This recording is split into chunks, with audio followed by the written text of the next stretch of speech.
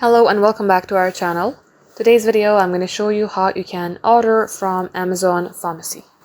So first of all, head over to your Amazon application and make sure that you are logged into your Amazon account.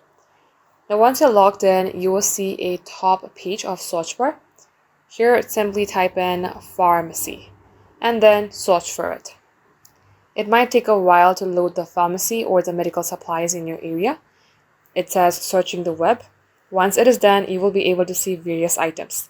Now, below section is the prescription medication. If you would like to go, let's say, pharmacy for Amazon, tap onto it. For the security purposes, you might not be able to see that screen of mine, but after the pharmacy of Amazon opens up, you're going to have to sign up. And you can also continue with the same account that you have, the same account which you are using for your Amazon itself.